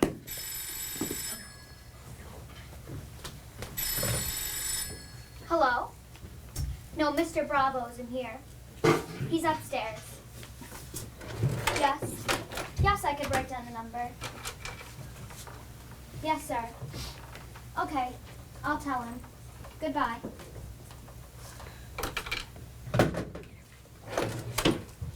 Well, I found out about one lie you told. There's no such thing as a stick bloodhound. I'm not supposed to talk to little Miss Goody-Goody. Then don't. Where's your mama? Upstairs. I'll tell you this much, though. There might not be a stick bloodhound, but there is a stick. And you better find it before they do, because it's going to turn blue, show where the boy's blood is, and they're going to put you in the electric chair. There isn't any stick any more than there are stick bloodhounds. You know the sound the electric chair makes? It goes and then you swivel up all the way like bacon does when your mama's frying it. Go empty the garbage. They don't put little girls in the electric chair. Oh, they don't, do they? Well, they got a little blue one for little boys and a little pink one for little girls. By the way, on the morning of that picnic, you were wearing those shoes that have cleats on them. I wiped them off. Why don't you wear them anymore? You're silly. I never had a pair of shoes like that. Oh, yes, you did. I couldn't stand the sound when you walk with them. I spilled water on them and I wiped them off. They hurt my feet, and I gave them away. You know what? I don't think there was a stink. I think you hit that little boy with those shoes. Am I right now? You're silly. Yeah, that's gonna... Those shoes you hit him with, I just know it. Yes, you,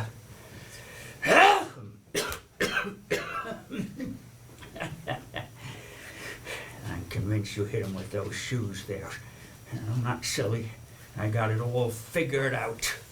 Damn those shoes. Go empty the garbage. You know what? I might have been behind the times here too forthwith, but I have you all figured out, little girl. Yes, I do. I've been hearing what people have been saying about you. Oh, and it ain't nice. I heard that you beat up on that poor Claude in the woods, and it took all 3 Fern sisters to pull you off of him. Run him off the wharf. God, he was so scared. If you know about my shoes, do you have them? Yes, I do. I took them right out of your apartment. It's just lies. I burned those shoes. I put them down the incinerator and burned them. Nobody's got them. You know, you're not dumb. You're pretty smart. You know, yeah. You didn't just do that. You put them down the... But suppose I heard them come rattling down the pipe, and I said to myself, now that sounds like a pair of shoes with cleats on them.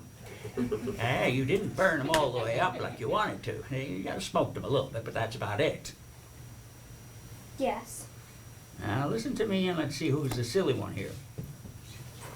I hear the shoes coming down and I open up the door to the incinerator and there they are right on top of the coals there, just smoking a little bit, and I grab them right out.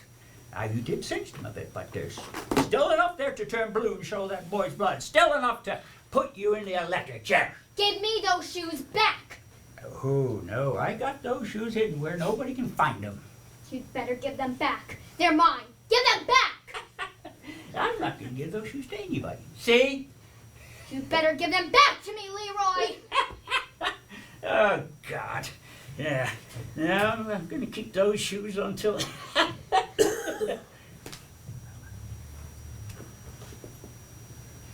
Who said I had any shoes except for my own? You did! You get them and give them back! Don't have any shoes. I was just teasing and fooling you. I got work to do. Give me back my shoes!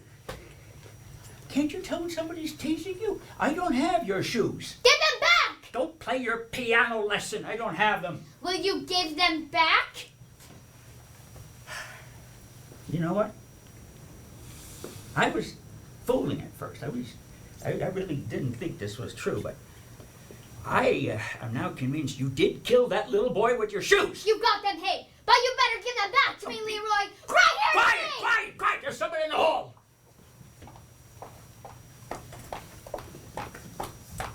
Rhoda, what were you saying to Leroy? Nothing.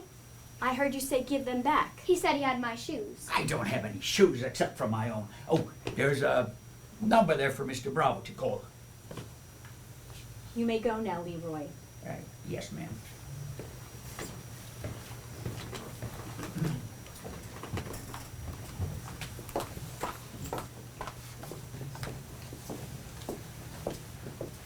Daddy, there's a message for you. Oh, thank you, sweetheart. Ah, yes. What I have for you, Rhoda. Turquoise. Thank you, Aunt Monica. And here's the garnet, too. Hello? Yeah, listen, Murray. I'm sorry I ran out on you, but this was imperative. It just wouldn't wait. What? What time does he leave?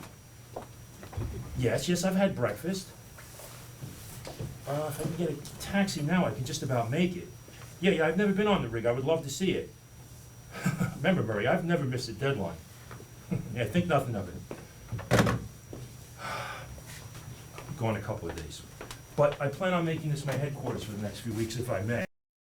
Oh, for as long as you can stand us. Rhoda, Yes, Granddaddy? you ought to patent that smile that does unfair things to your elders. I really do have to go, sweetheart. But you're the light of my life. It's you I've loved. I want you to remember that. Don't worry, it'll work out well. Come back soon. I will, dear. My bags are upstairs. Don't come along, it'll be quicker. What a trooper. Oh, the ice cream man.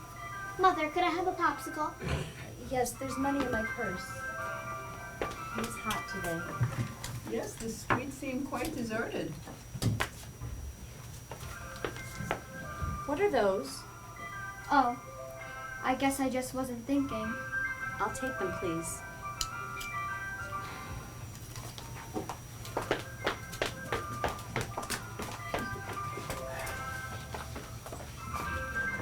Now, Christine, please don't mind me being silly and ridiculous, but you haven't been yourself lately. It's as if something's been dragging you down. Does it show? You mean you feel it? Yes. Do you take vitamins regularly? No. Well, you should. That's one of the things we do now. I have an awfully good combination upstairs. I'll bring some down later if I may. Now, you really do have to excuse me, but you and Kenneth come to a parting of the ways? Is his secretary more to him than an expert on politics? Does she make a nest for him among the office buildings? No, it's nothing like that. I wish I was as sure of other things as I am of Kenneth. Well, do you suspect some kind of a disease, something like cancer perhaps? If you do, we must face it and do everything that can be done. And a lot can be. No, I'm perfectly healthy and sound as far as I can tell. Do you sleep enough? No, not always. Then you must have some sleeping pills. That much we can do. And now, dear Christine, I won't bully you any longer. I just want to say that I love you truly and deeply, my dear, as if you were my own. And I know Emery feels the same way, but I needn't say it. For, oh my dear, tell me what it is. You can trust me. Oh, dear Christine. You'll feel better now. Perhaps you can get some sleep. Oh, damn. I'll get rid of whoever it is.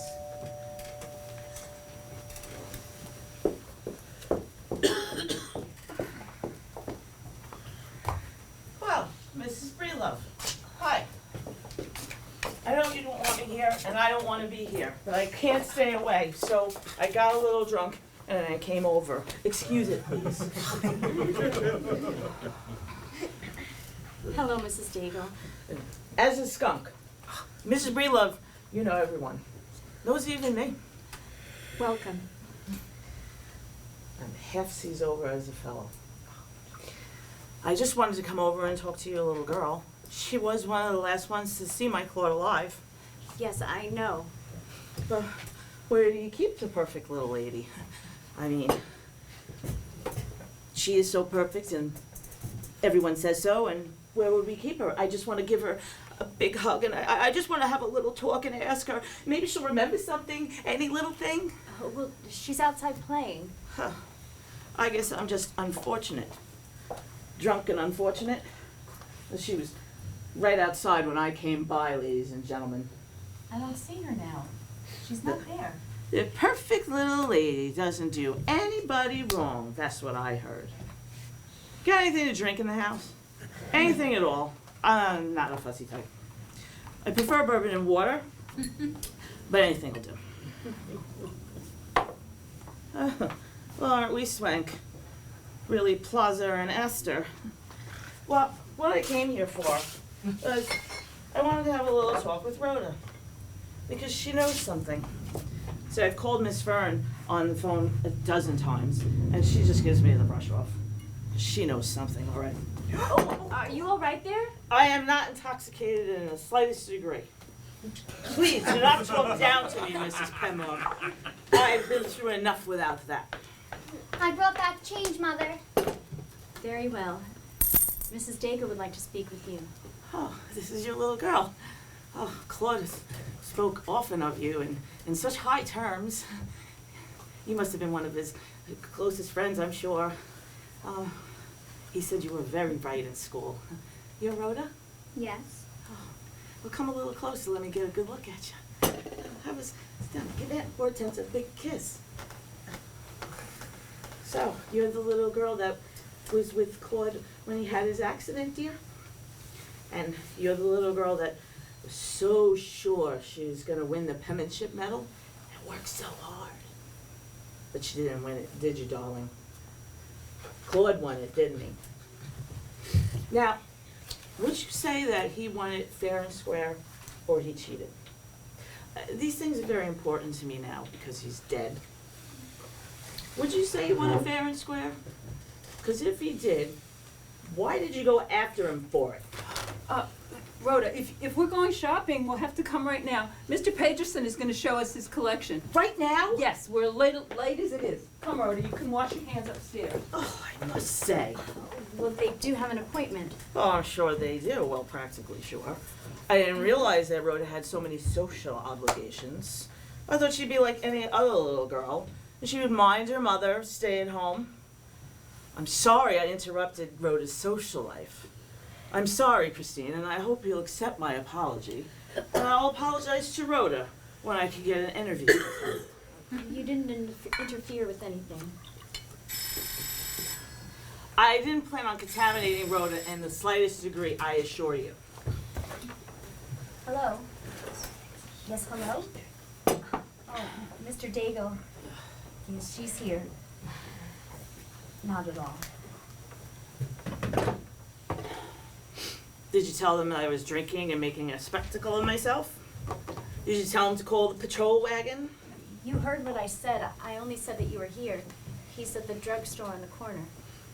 I just wanted to hold her in my arms and ask her a few simple questions. Well, perhaps another time would be better. You think because I'm lit? Well, I'm not lit in the slightest degree, I assure you. But Rhoda knows something that she's not telling anybody, if you don't mind me being presumptuous. She knows something, and she's not telling. And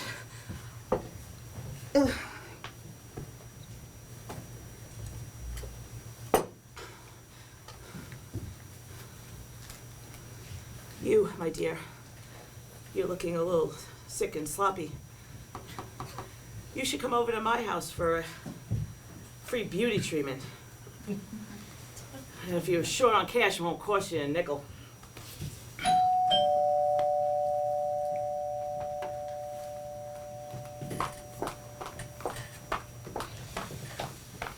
Please, come in. Thank you, Mrs. Penmore. Hortense, come, it's time to go home. Oh, God. Oh, God, it's time to go home. Oh, Christine. Christine, you know something, and you're not telling me.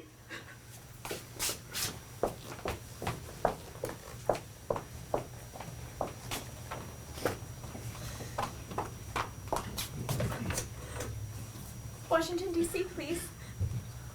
Oh, Kenneth, my darling. What can I tell you that our daughter's... Never mind. Cancel the call.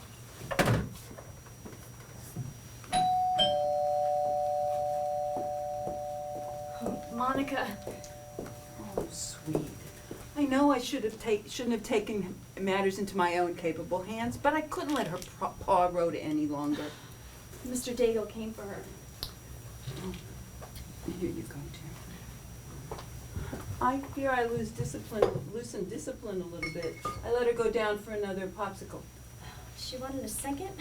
That's most strange. She seemed quite eager, and since she isn't one of these fat, self-indulgent little blobs, I didn't see the harm.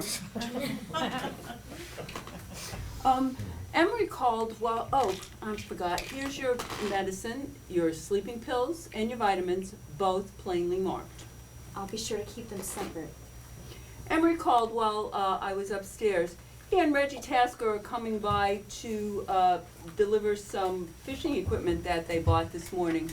So I'm fixing lunch for them. Wouldn't you like to come up and eat with us, you and Rhoda both? No, Monica. No, I don't. Oh, my poor dear, I promised not to bully you, didn't I? I'm sorry. Fire! Fire! Emery, this way! It sounded like somebody shouting fire, and it sounded close by. Fire! Fire! Rhoda, what's that? Fire! I don't know, Mother. It sounds as if there's a fire. I don't think so, Mother. There's a man in there! They're gonna break down the door! I can hear him! Oh, you're breaking down the Break door. it down! I can hear him! Break it down! 2! 3! I don't have those shoes. I tell you, I never had them. I was going to do anything with it. Oh, no, please. Oh, There's somebody on fire. Oh my God. He's on fire. His hair is on fire. Oh, there's Emery and Reggie. Oh my God, it's too late. He fell just before he got to the pond. Oh my God, he's lying still. Whatever can be done will be done, dear. I should have known. I should have known. Why am I so blind? Well, there's nothing we can do. The fire was in the garage, where Leroy was. Christine, you're not making any sense. I saw it. I saw it with my own eyes. Oh, tell him to stop the screaming. The screaming won't help. What's wrong? Oh, I can hear it. How could she play the piano? Oh, I can hear it. The piano going on and on while a man is dying. Screaming. Screaming. A man scream. Everything all right? We knew you'd be here, and there was a fire in the garage, but it's out now. But Leroy must not have... Never mind. Never mind. You can say it. I saw Leroy. I saw him on fire. I saw him run down the walk and die. I guess you did see the worst of it. Worse. What must have happened was he made a bed of Excelsior in the garage. He fell asleep on it. His cigarette must have set the stuff on fire. And Excelsior burns like gasoline when it's dry. Please go and leave me alone with Christine for a minute. That must be the ambulance. We'll take care of everything. Go, please. Monica, make her stop. It's driving me mad. How could she play that tangle? The screaming. Rhoda, stop that music. Don't let me get at her. Rhoda, How she's could only you? a You can look away, but it happened. What did she do? It's not what she's done, it's what I've done. What does she mean, Monica? I don't know, dear. She better come and have lunch with me, Christine. She'll come back when you're calmer. Yes, take her. Take her. Will you be all right? I'm all right. Oh, the screaming. Oh, we'll be back for you later. Come, Rhoda. She killed him. Oh, but she's my little girl.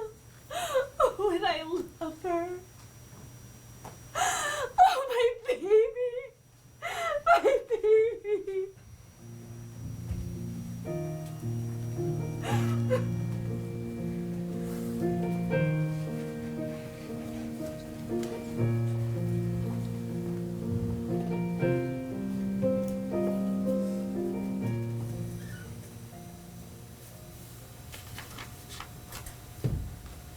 Polly put one toe out from under the covers to find out how cold it was, and it was nipping cold. She remembered why she had wanted to wake up. and got out of bed very softly, shivering and pulling on her dress and her stockings. She had never seen a Christmas tree decorated and lighted the way they are at Christmas in houses where children have fathers and it isn't hard times. She had promised herself that she would see one. You have new vitamins to take tonight. New ones? Yes. Are those the vitamins? Yes, Monica sent them down for us. May I see them, please? Oh, yes.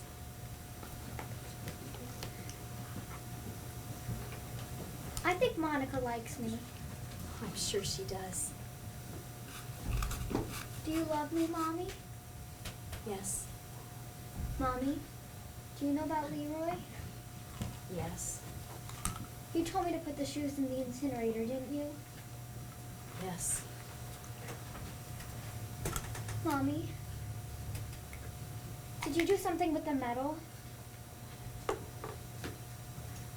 I drove out to Brentwood today, and I met with Miss Vernon. I made an excuse to go out onto the pier alone, and I dropped it in the deep water there. Mommy, Leroy said he had my shoes, and he was going to give them to the police, and he'd tell them about me. I know. You don't have to say anymore. Will you read more now? Yes.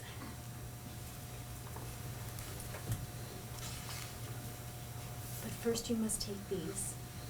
So many? Yes. I'm to take them too. I like apricot juice. It doesn't even need ice. Mommy, I took the lighter and I lit the Excelsior. And I locked the door.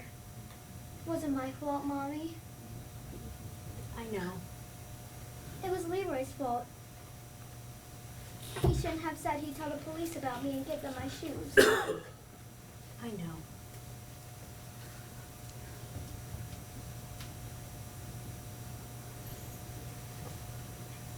There, that's all.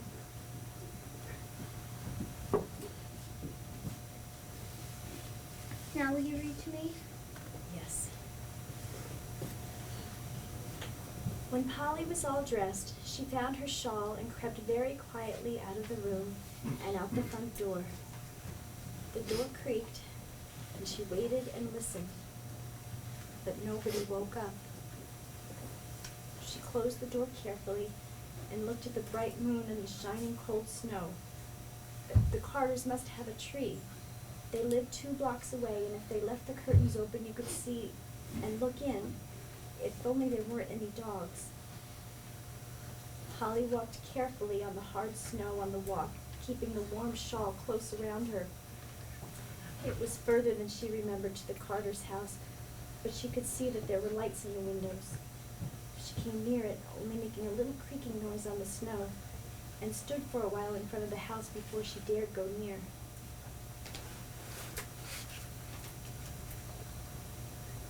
Then she gathered up all her courage and walked across the yard, her shoes sinking through the crust.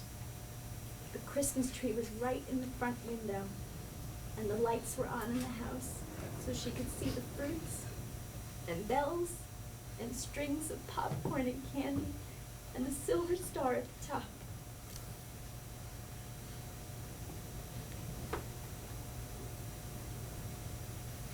Rhoda. Oh, my Rhoda. I carried you, and I loved you, and I can't let them take you. They'd lock you up somewhere in an institution, and I can't let that happen. Nobody can save you from that unless I save you. So sleep well and dream well. I shall sleep too.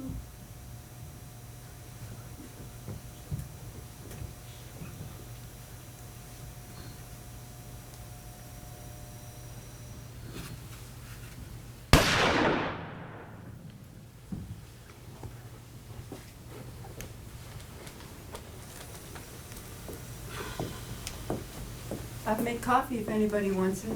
That's a thought. I'm in favor. Kenneth, coffee? No thanks, Monica. Now I have to face living without her. Somehow I could almost feel that she was still with me, and until they lowered that coffin into the earth, and now I knew I'll never see her face again. And now the earth is empty. I'm empty. She's left us all feeling the same way. Why did she do it?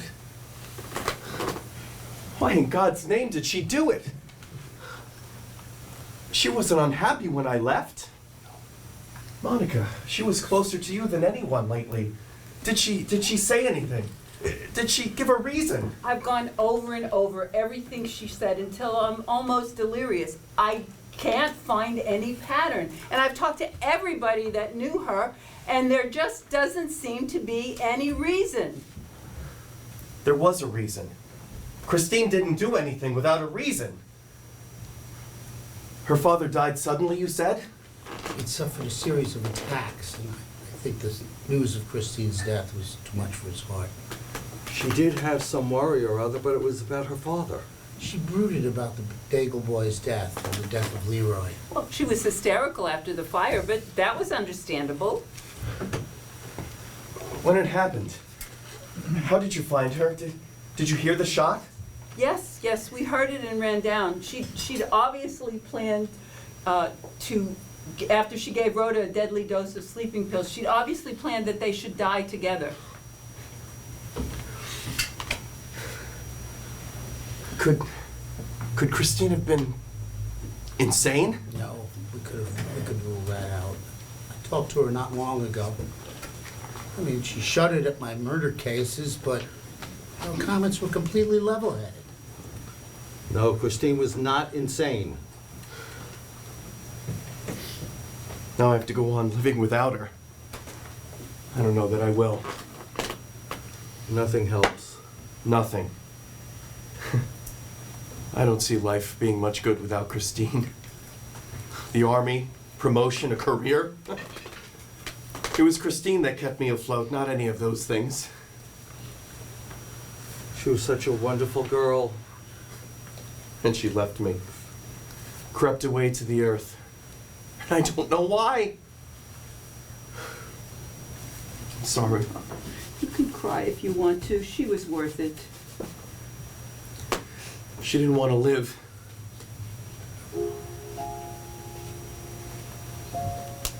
You know, Kenneth, you have an awful lot to be thankful for. If we hadn't heard the shot and run down, you'd have lost Rhoda too. Rhoda!